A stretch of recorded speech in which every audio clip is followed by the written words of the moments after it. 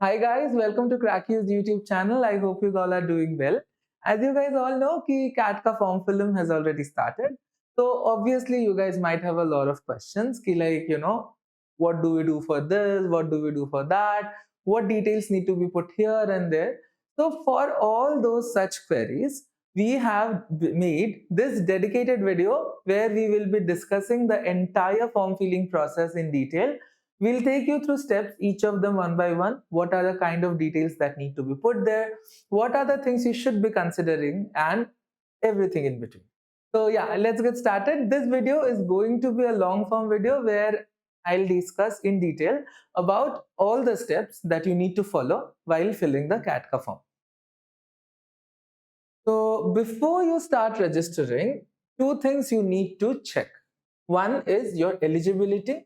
We'll discuss like what are the eligibilities, but basically you need to be a final year student or you need to have a completed graduation.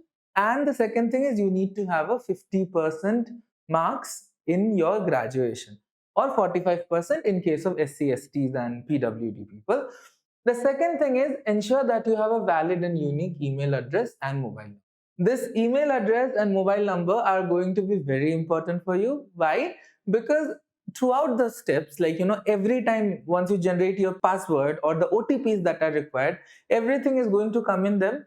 Also, like if you face some difficulty somewhere along the way, like say you tried to make the payment but it didn't go through, or you need to contact them, in that case also you need to reach the authorities via the registered email and mobile number. So make sure you have a unique one.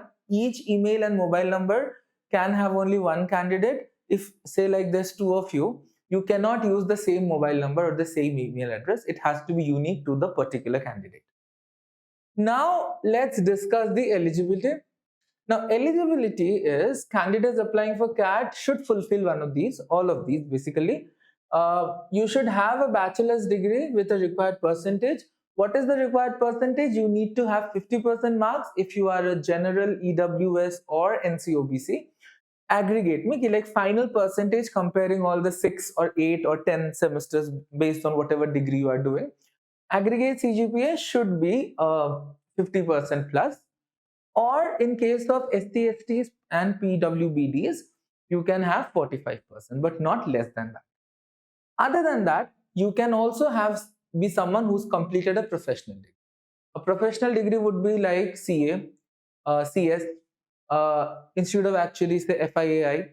So all of these degrees, if you have completed with a 50% marks, then also you are eligible. So it's either A or B or C. You can actually be a final year student and still apply for CAT and appear for it. Tabhi there's like some tentative like you need to submit a document saying ki if you get an admission or if you like get a call or something, tabhi you'll need to submit a document saying ki like I am going to graduate definitely. It's not going to be like I'm leaving it halfway and all of that. So all of these cases, if you are someone in one of these, only then you are eligible. Other than that, you cannot. Let's say you are an engineering student and you are in a second year. In that case, just to try it out, you cannot actually go and give CAT. But if you are in your third year for an engineering student, you can. So final year students, that is the takeaway. With the final year in your bachelor's degree, only then you are eligible to go for CAT. Next, let's look into the registration case steps. So obviously the registration needs to be done from the official CAT website, which is iimcat.ac.in. This is like the same website every year. Okay, it's like every year they just update it. So this is the same website. You can find it anywhere. You can just Google like CAT 2026 and then this will show up. We'll also link this in the description to make it easy for you guys. Other than that, just Google CAT 2026. And the first or the second link is probably going to be this one. वहां पे जाके you need to register, you need to generate a unique ID and password, like using your unique email and your phone number. You will be generating the user ID and password. This is going to be very quintessential, like every time you need to log in, fill the form, or like say download the admit card or even the scorecard for that matter, you'll need to use these. You need to log in with it and fill the application form. The thing about CAT application form is it's pretty long. Okay, so many times it happens ki at one go we are unable to fill. Sometimes it might happen ki we are starting to fill and then we realize ki I don't have this document, I don't have that document, I'll need to get it. So that is why what they've done is, once you've registered and once you start filling the application form, you can leave at any moment, like click on save and like leave, and then you can log back in and jitna fill kiya tha, that is going to be there. The rest of it you can fill afterwards. So that is a good thing. And end mein, the last step is you submit the form, enter the details, make the online payment, and complete the registration and application process. So online payment ka we'll discuss all of it in detail. Ki like what are the steps, what is the data that is needed to be provided. All of that will be discussed in this video. Documents to be uploaded. Okay, so there is a thing ki people might think ID proofs and all is required. No, CAT basically requires 2 documents. And if you are someone from a special category, then 3 documents. So one is the scanned image of your passport size photo. It should be 1200 into 1200 pixels ka size. And I think it should be 80 kbps, not more than that. 80 kilobytes, it should not be more than that. The photo should have your face clearly shown. It should not have a very colored or like hazy background. It should be like a monotone, preferably white background. And yeah, so if you are in formals, that is obviously preferred, but your face should be very clearly visible. That is a requirement. One thing you note, when you are uploading the photos, tabhi you will find like this small eye like thing written on top of it. You can basically click there and then you can see the specifications again. So even if you don't remember it, while uploading the photo, they will basically show it to you again. This is the dimensions and the specifications that we need to follow. The second document that we need is your signature. Now, signature also has this dimension. Signature also needs to be in a white paper, preferably in blue or black ink, clearly written. Photo, whatever you upload, you need to keep in mind that the same photo you will need to carry to the center as well. If you're someone who's given CAT, then you'll probably know that in the admit card, there is one photo that is printed, and then there is the other photo that you need to take.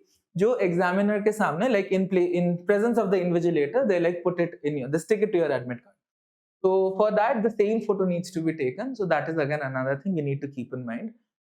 CAT recommends ki we are like scanning the photo and the signature, CAT recommends that when we are scanning the photo and the signature, we use like a proper computer wala scanner and not do it by the phone. Because when you do it by the phone, there is a chance it gets hazy and like the face is not that clear. So those are the things we need to keep in mind.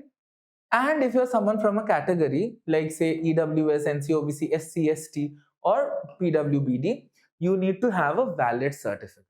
Basically, it should be like issued after the 1st of April of this year. If you're someone who's not renewed the certificate, let's say, in that case also you are eligible to fill the form. Basically, tabhi, if you go to the CATCA website, there you will see there is a declaration which you need to fill and like provide some additional documents saying like I am a valid candidate and like I have not renewed it yet, but I've submitted the renewal thing and I've like submitted it and like they are going to give it to me sometime soon. I currently don't have it, but by the time the admissions come, I'll have it.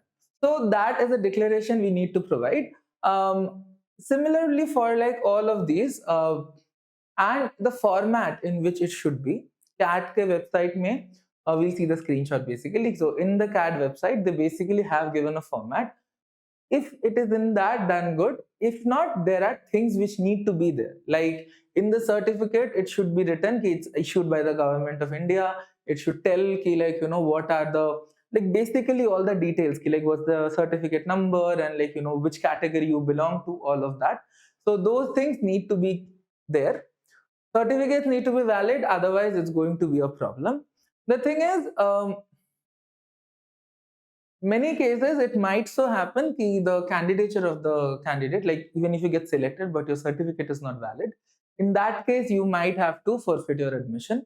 You might not be given admission. So make sure that all of these 3 documents and people from these categories, make sure that all your certificates and all are valid. Next, let's discuss the registration fees. So registration fees, they've increased a little bit this year. Earlier, last year, it was 2,600. This year, it is 2,700 for all the candidates, except for ST, ST and PWBD candidates.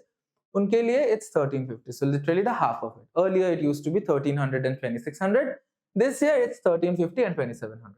Payment modes, how do we pay? There's like tons of options. You can do it by the debit card, credit card, UPI, net banking, all of it is available. Now let's talk about the important dates. The registration opens today. Today is basically August of 3rd of August. So registration opens today at 10 a.m. Registration closes at September 15th, 2026. Although it is highly advisable, do not wait till the end. Try filling the form as soon as possible, because if you fill the form faster, there is a higher chance of you actually getting the preferred exam list. Like the first preference center that you give, it's a higher chance for you to get allotted to that. And also that happens every year almost. At the end, a lot of people panic and start filling around 5, so the website crashes. So it's better to not wait till that. No, let's fill it. We have like more than a month now. Let's just fill it like dhire dhire only and get it over with. The admit card download is available from November 4th till November 29th, like till the date of the exam. Like even before going to the exam, you can download it. But obviously, like when the admit card releases, you should download it and like check the center and everything. Test date is November 29th. It's the last Sunday of November. And the result declaration tentatively is the first week of January. Now, there will be cases where you might have certain issues or you want to contact them, right? It might be that your payment didn't go through. You've been trying to do it twice, or like, let's say, some other issue happened. In that case, you can reach them out at cathelpdesk@iamcat.co.in. And for academic queries like eligibility, category, and like what certificates are going to be valid and all that, you can reach them out at Cat26 help desk at IIM Indore, IIMIDR@ac.in. So IIM Indore is basically conducting CAT this year. I'm sure you guys know already. So yeah, or you can call at this number. Now let's discuss the main thing, like how do you fill the form. So when you open IIM this website, basically, this is the thing you see. Here they've basically given us all the important dates which we discussed. 3rd August से September 15th तक registrations चलेगा. 4th November से you can download the admit card, and November 29th is the test day. Now, what do we need to do? First thing when we land on this website is go here. New candidate registration. Because obviously first candidate we need to register now. First we need to complete the registration process. Then once we've registered, after that we go for this registered candidate logins. First we have to register. After that, first we have to register, and after that, once we've registered already, and let's say we've exited the process and we want to like redo the form, like half complete karke we left and now we want to complete the remaining half, tabhi we have to go to registered candidates login. This is at the bottom of this only. Like if you scroll down, you will see this. So here basically you have all of the information. Like the registration guide, like the things you need to follow in forms of FAQs they've given, information bulletin, eligibility, all of this we basically discussed, but you can check them out. Same things only basically in the CAT official thing as well. And another thing, like for the certificate people, if you guys do not have a valid certificate at the time of form filling, you need to check here basically the formats for your certificates. And if you are a final year student, in that case you need to take this and like get it filled and like signed from the authorities and all, right? So these are the things. And also whenever you start with the form filling thing, they are going to tell you to use these browsers only. Don't use other browsers. Like a lot of you might be using say Mac, so Safari.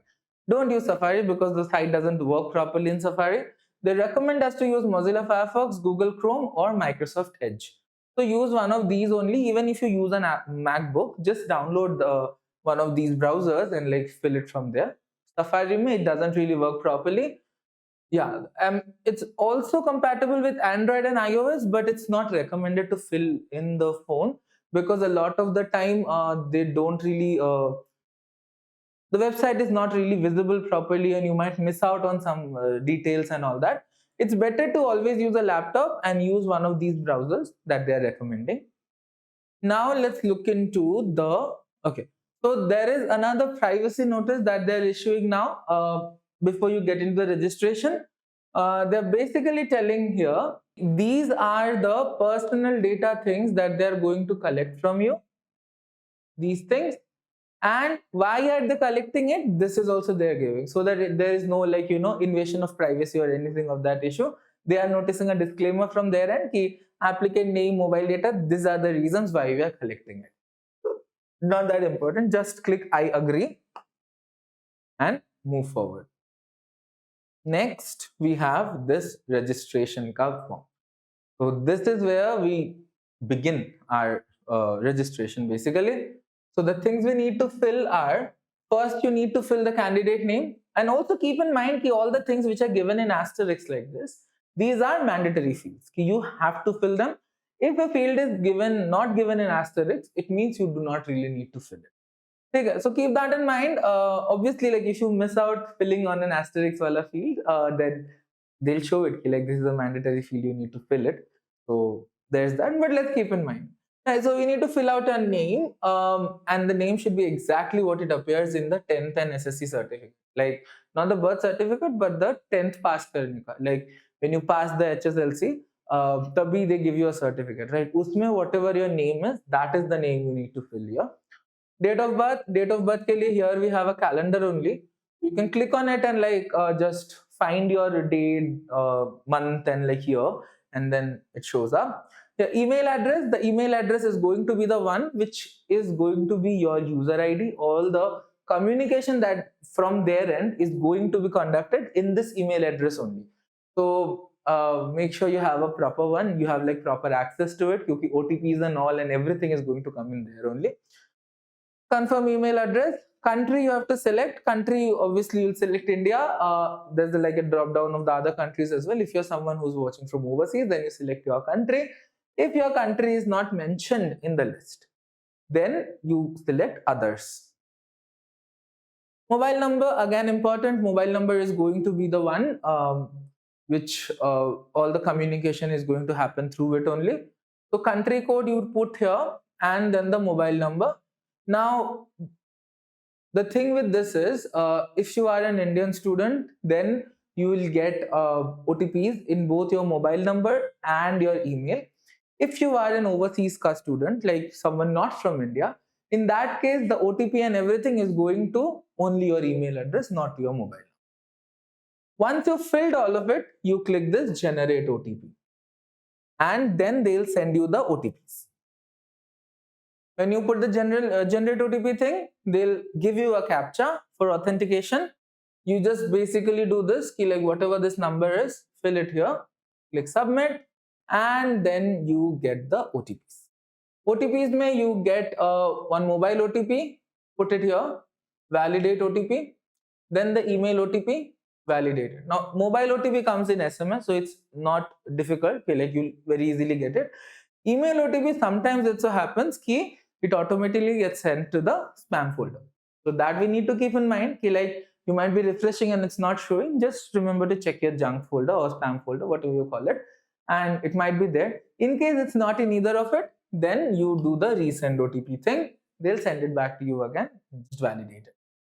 Then you give this declaration. You declare that you've read the instructions and everything that you're stating or going to state about you is going to be true to the truest of your knowledge, best of your knowledge, and any information provided is false. You have to abide by the decisions taken by the authorities. So basically telling कि like मैं जो बोला है सच बोला है, everything is true to my knowledge. And then you click tick here the I agree, and then you do this other captcha, and then you are registered. So once you're registered for CAT, after that you can basically log out and then log in again. So once you've registered, they will basically send you a user ID and the password to your registered email and your mobile number as well. So anytime you can log out and then like log in again from the registered candidates wala thing. So they'll have this verification wala thing, ki like every detail that you've given, if it's true or not. If it's true, you do this, select the checkbox, you select these checkboxes, and then you do the confirm, you're registered. Once you've registered, this is something that will show up. Even if you like log out and then log in again, this is the first page you get: applicant details and grievance portal. Now, grievance portal is why grievance portal is if you have some issues in form filling, then you can reach out to them here. Other than that, what we need to do is we go to application, right? Because we want to start filling the application, so we go to application. Yeah, registration has been successfully completed. User ID and password is sent to the email. Yeah, as we discussed, and all the basic details they are going to show. Also, I think to remember कि like while entering the mobile number, do not enter your country code with the mobile number.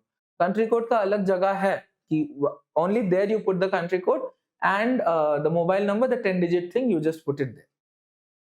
Yeah, so this you go here, go to application portal, and then this application portal opens up. It's a pretty big application, right? So you need to fill your personal details, your academics, work experience, programs that you want to apply to, test cities, and the final declaration. We'll discuss what needs to be put in what. So let's begin with personal details. So okay, so personal details, a few of it you've already given, like phone number, email, and your name. So that will show up automatically. You don't really need to fill that. Other than that, if you have a middle name or your mother's name or your father's name, all of these things you need to fill. And other personal details, if you click, in that case, this opens up basically. Your date of birth, your gender, nationality, and all of it. Then comes the category. If you select general, this section is not going to be shown to you. If you select NCOBC, SC, ST, all of the other categories, EWS, in that case, this case is going to be shown. There you need to do the certificate issue date, state, union, territory of category, all of these details, serial number and caste, tribe name, all of this is there in your certificate. If it's not there, then you need to make sure all these things are there, because these need to be there in the certificate. Okay. If you are not sure about your entry number of caste and your caste tribe name, in that case you can click here. This basically leads you to the Government of India website, where you can basically select your state, like the state from where the certificate is issued, and then you'll get the number. Like 1, 2, 3, 4, 5, 6, 7, and 9, and something like that is there. So you just correlate that number. Ki, okay, this is my caste, and if you are an OBC, let's say, this is my caste, and then the serial number is 7. In that case, I enter 7 here. So that is for like all of the others as well, and the caste or tribe name as well. All of that should be there. This one probably might not be there in the certificate, but the rest of it, the certificate issue date and the state and union territory, that is going to be there. So fill the details properly, make sure you have a valid certificate. Similarly, if you are a PWBD, benchmark disability is like whatever disability you have, it should not be less than 40%. Like it's more than 40% damage. In that case, you are classified as PWBD. In that case, if you click yes, in that case, you need to fill out all this. If you click no, then obviously this section is not going to be shown to you. So again, the certificate category and all of it will be there in the certificate. Refer to it properly and fill out the details properly. After this, we have the address wala. Now address, they ask you 2 addresses. One is your communication address, where you're staying currently. The other is your permanent address. So let's say I am someone who's from Assam. So my permanent address is Assam, but I currently stay in Hyderabad. So my communication address is going to be Hyderabad.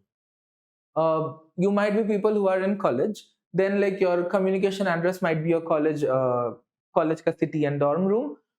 You might be someone who is in the same city only. In that case, so your communication address and permanent address are same. So yeah, basically that is the idea. You fill it out properly: address, country, state, union territory, district, town, pin code, all of it, put it. Pretty simple. It's like basic idea. You can refer to your Aadhaar card or something for that. Whatever is given there, you can just fill it out. Permanent address, if it is same as the communication address, then you can put yes, and then this is not going to be shown to you. This is going to be directly copied from the previous one. If you select no, in that case, all of this you need to fill out. After this, you also need to fill out an emergency mobile number. Like, let's say you get sick in the hall or something, then who are the people they need to contact to?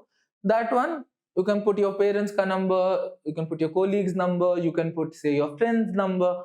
All of that is acceptable. Relationship with the candidate needs to be mentioned. This is actually like the end of the personal details wala area, because after this, all you need to do is upload the documents. Now, documents may here, because I'm a general category student, we have a passport and a scanned copy of signature. If you are someone who is in a reserved category, in that case, you will also get the option to upload your reserved certificate. Thing. So all of that needs to be put here. They have again provided this note: key the certificate needs to be valid, photograph signature should be done using a scanner only. See, they're making it a point ki don't do it using phone. Please do not use a mobile phone or other mobile applications to scan your photograph, because many times it happens ki it's blurred or it's like not visible properly. So it's better ki like just chale jao, go to a cyber cafe, it should be nearby, just get it scanned, get the PDF in your phone or whatever, and then just fill it. Valid certificates should be in the prescribed format issued by the competent authority in Hindi or English only. 2026 website for sample format. The first website that we saw, like important links wala thing. Wahan pe, if you click, all these certificates ka prescribed formats is given. Many times like the government issued certificate is not going to be in the same way, which is fine. Why am I saying this? Because if you see the prescribed format, all the details that they are asking in that, if your certificate has all those details, then it is fine. Like if it has the caste ka, if it has the application number and the certificate number and like the date of issuance and which caste you belong to and all of that, like if it has all the details that are given in the sample format, in that case your certificate is fine. There's nothing to worry about. And the name on the certificate should match with the name you've mentioned during registration. So everywhere it should be 10th wala name only. Any other name, then it's going to be a problem. You upload them here. Here, if you click, you'll basically get that like what are the dimensions, which we discussed pehle also. But still, again, at this stage, if you want, you can like click here. They'll basically tell you that this is the dimension. It should not exceed like this much size. Comply to it and fill it out. Many times it happens that you have a passport size photo, but it's like higher size. What do we do? Just go to a internet mein, you will get tons of these free. Just click like image resizer or something, and they'll give you a ton of free links. Just click any one of them, put your photo, and click on like reduce size, and it will reduce the size, and then you can just upload it. Right. So that is the thing we need to do. Once we are done with all of it, click here to upload karenge. After you click to upload, they give you an option to see it also. Like see if it's showing correctly or not. Click on that and view it once. Okay, like once you've uploaded, click on that see preview thing and view it once. Just to be sure, like whatever I uploaded, it might be a case where you've uploaded it, say instead of horizontally, you've uploaded it vertically or something. So those issues might happen. So once you've uploaded it, check the preview before the save and next. Once you save and next, all the personal details are done. Next, we move on to the academic details. Now, in the academic details, you need to give your 10th ke marks, you need to give your 12th ke marks, you need to give a graduation ke marks. So in case of grades are not mentioned, It's usually like that, right? The grades or the CGPA, whatever it is, or CGPA to percentage conversion, that is mentioned by the university or the board. So you know how to convert your CGPA to percentage.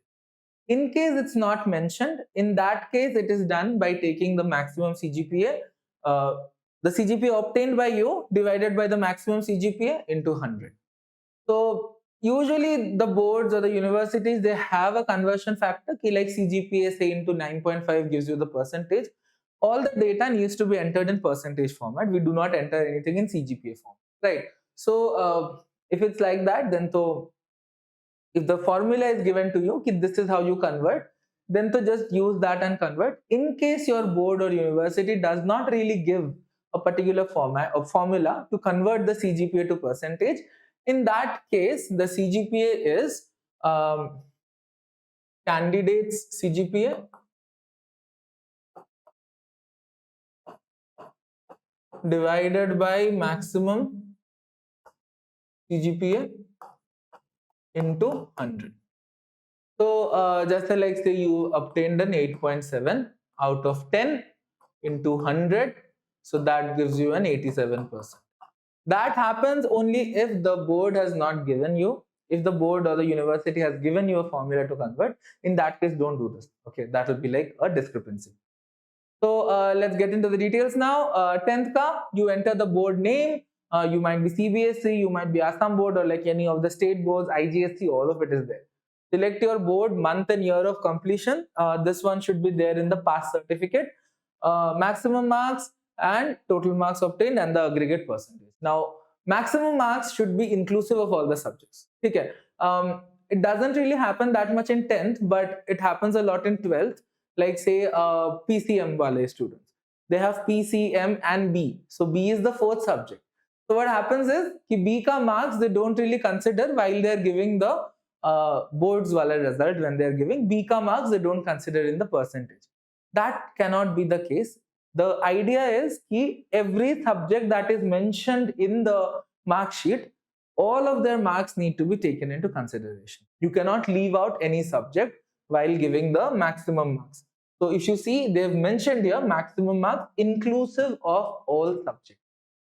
Every subject that is mentioned in the mark sheet, you have to consider it, and total marks obtained including that particular subject, and then you compute the aggregate percentage. Percentage again, like for example, if there are 5 subjects with 100 marks, candidate should prepare maximum marks is 500, total marks how much you scored. That is it. After that, we have the 12th wala details. Same thing. If you got a 12th ka thing, like if you went to 11, 12, or did you do a diploma from like ITI or any of that. So select it. Either way, the things that you need to fill are more or less the same. Here also the idea is same. See, the total marks obtained and the maximum marks, they should be inclusive of all the subjects. Like say you had physics, chemistry, math and English, and let's say PE. When the results came, you had a total marks of 500 mein, and out of that it was calculated. Right, out of that your percentage was calculated. But when you're entering here, you have to consider biology as well. Like the fourth subject also needs to be considered, and you have to consider the fourth subject, and the total marks therefore becomes 600. And here you basically calculate the percentage which needs to be entered here. So that is the idea, that you do not leave any subject that is mentioned in the report card. And they've written the same thing here as well. So while filling, if you guys don't remember, you can just see this because it's written in red also. Have to note this and do the filling up. After that, we have the bachelor's degree. Now, bachelor's degree, some people have just 1 degree, some people have 2 degrees, like dual degrees, just say BA LLB ho gaya, BCom LLB ho gaya, BE plus B Farm, 3-year, 4-year, 5-year degrees they have. So in that case, you need to enter for both the degrees. There will be people with master's degrees, there will be people with professional qualifications. Either case, all of it needs to be entered. If you don't have anything, if you just have the graduation wala thing, then just enter your 1 bachelor's ka graduation ka thing and go forward. Okay, so and you need to keep in mind you have to select this key, like if you are a final year bachelor student or not. If yes, then they'll give you other things. You probably select no, and if you select no, then they'll ask you if you completed the bachelor's degree or not. If you select yes, then they'll ask you the things like date of completion and like matlab, what was the total marks you obtained, and like how much total marks and all, the CGPA they'll ask. No, they'll not ask the CGPA directly, they'll ask the percentage. You'll have to convert the CGPA to percentage. And if you are, say, someone in the final year, right, final year of bachelor's degree, so you'll probably have scores up to fourth semester or fifth semester. Unlikely that you have fifth semester come. If you have, that's good. In that case, only up to there only you submit. Okay, only up to there, what is your cumulative SGPA, that only you take. उसी को you convert into percentage and enter that only. It is fine. Just make sure that your eligibility is not like it is like above 50%. That is something you need to make sure. And if you have a dual degree, then you have to enter it also. Okay, like do you have an undergoing dual or 5-year integrated course? If you select yes, then they'll ask you for the second degree details. Like something like this. If you have a BTech plus MTech or BTech plus MSc, in that case, you have to update the details of BTech and update the details of MSc also. If you have something like say BA plus LLB, in that case, you have to update this as the first bachelor's degree, this as the second bachelor's degree. So all of that needs to be put in the form. Then you have to put in this. Click here if you are currently in the final year or have completed another bachelor's degree. If you have another bachelor's degree, click here, and then like you'll have to fill out the details for the second bachelor's degree as well. And master's degree, if you have a master's degree, click yes, otherwise click no. If you click yes, similar to the bachelor's degree thing, another form opens up where you need to fill out the details. If no, then so not required. Professional degree, similarly, if you are an actuary, fellow actuary, then you click a yes, and then like you fill out the details. Same for CA, CS, ICWA, CMA, all of these courses. If you have one of these professional degrees, then click yes, fill out the details, otherwise no, and then you go save and next. Once you click save and next, your academic details are saved up. You can obviously go back and like change it. You can change the details at any point until you submit it. Final submission ke baad changing is not allowed. Till the final submission is done, till before that, at any point you can log in and change any of the details that you have. So that is a security as well. After this, we go to the WorkX. Now, WorkX needs to be entered only till 31st July 2026. WorkX needs to be a full-time WorkX. It cannot be something like, just say if you are a CA, then you probably have done something called the articleship, right? So in an articleship, it's basically like an internship, right? So, and also that brings me to that, like internships or like, volunteer work, like say you worked with an NGO during college or all of that, nothing is going to be counted, sadly. Only the work that you've done after you've completed the graduation, only that work is considered as a legit proper work experience, and that too up till 31st July 2026. So 31st July was like, just back then. So up to then, what is your total work ex that you enter? Obviously, like, after you're done with say like CAT, the institutes that you apply to, right? Like the IIMs, they basically release their own forms also that we need to fill. So there they basically ask you, like if you are still working, then enter the work up to that point. So you can like make the correction. You are not going to lose any work ex points. Like 31st July, I'm still going to work. That's not going to be an issue because the colleges they give up to the 31st of December or 31st of January also in some. So that is not going to be an issue. Only full-time experience is counted. Part-time projects, internship, articleship, pre-graduation work should not be entered. Keep that in mind, guys. Please enter the exact dates. Mention the number of days temporarily exited, like, if you had taken a break, or let's say like beach mein, like 2 weeks or something, you had taken a break, like an unpaid leave or something, temporarily exited. So in that case, enter those also. Work experience should be filed in chronological order. latest job experience is entered first. Like currently what you're doing, that should be first, and then you move back.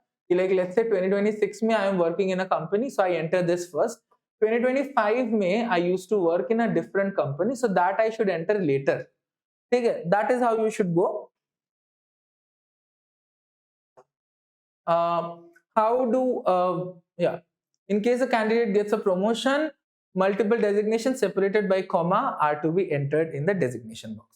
So this is something how it looks. Okay, you need to name the organization, in which organization you were working, designation, what was your role.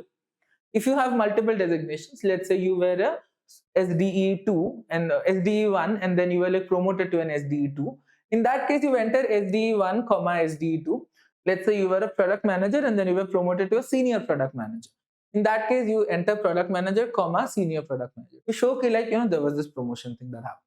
Start date and end date you will find in that the joining letter that you have. End date, if you are currently still working, in that case you enter 31st July 2026. If you are if it's a current job, then enter 31st July 2026 if you are still working. Then if there is any break in experience, that also you enter here, and then they automatically calculate. Now the thing is, obviously some of you might be like, college ke baad we started with one job and this is the only job. Some people might be like we are appearing for executive or something and we have like 2 or 3 jobs. Then you do an add new row. Exactly similar to this, serial number 2 will show up. Exactly similar to this, another one will come up. Wahan pe you enter the details for the previous work. More is there, not an issue. Another add new row. No matter how many you want, you can like just add and fill out all the details. Now, WorkX ka thing is, you need to have a legitimate proof. Okay, most of the IIMs ask for proofs. Like show us your salary slips, show us your EPF and all that. If you have provident fund and all of that, to show that joining letters, relieving letters, all of that. Many of the IIMs actually ask for them as proofs. So make sure that all those documents are also in handy. Those are required at the interview stage, but still, like if you are putting it here, then make sure that you need to get them ready before the interviews. After that, you are done with this. You just select like save and next. Then you are taken to programs. Now, programs are basically all the programs from the IIMs. Okay, so all the 22 IIMs now, all the 22 IIMs basically take through CAT. Unka separate registration nahi lagta. They don't require a separate registration. I think except for Rohtak and Jammu and 1 or 2 of them, except for Rohtak and Amritsar and like the CAP or SAP process. But the big IIMs like Ahmedabad, Bangalore, Calcutta, Lucknow, or like the others, Shillong and all of them, they don't require you to have a separate form. This is the only thing you need to fill. Yahan pe jaake you need to select all the programs that you are applying to. Now, obviously, you might not be eligible for all the programs. What I mean is that there will be a lot of cases which are like executive MBAs. If you're someone who doesn't have WorkX, then executive MBA is not something for you. There will be like doctorate programs, fellowship programs. Those are for people who already have a master's degree. So if you are a bachelor student appearing, in that case, for you to select them becomes pointless. So you can go through the list, and then again this FABM. Now FABM is for the agriculture background thing. Like if you are someone who has an agro background, only then you are going to be eligible for it. Otherwise, you won't. So those things you need to keep in mind. But yeah, if you select all, that is also fine. I mean, if you're not eligible, they are just not going to send you the email, so that should be fine. You can just do the select all thing. But why I am saying this is because every interview that you select, you need to fill this city preference 1 2, like interview city preferences 1 2. These can be changed at a later stage. Yeah, okay, like when the colleges ask for like a separate form that they want you to fill, tabhi these can be changed in most cases. But here, so you have to fill them out, otherwise the form will not be submitted. So once you select the program, you fill out all the interview city preferences, and then you click save and next. In that case, your this is also saved up. Finally, after this, we have the test city preference. Now, test city preference, they give you 5 choices. Like, this is the first city I want to be in. First city in which I can give the exam. This is the second, 3, 4, and 5. It's very unlikely that You are not allotted any one of these 5. It's usually for most of the people, it's like the first city itself is allotted. If not first, 2 or 3, it doesn't really happen. Like none of these are allotted. If in case it happens, which is rare, they'll allot you a separate center, which usually doesn't happen. Usually the first city that's allotted. So also for that, keep in mind like if you fill out the form faster, then like the chances of you getting into the city that you asked for, the first preference, that is high. So don't wait till 15 September. Fill it out as soon as possible. So all of them you need to enter the test state and then the test city.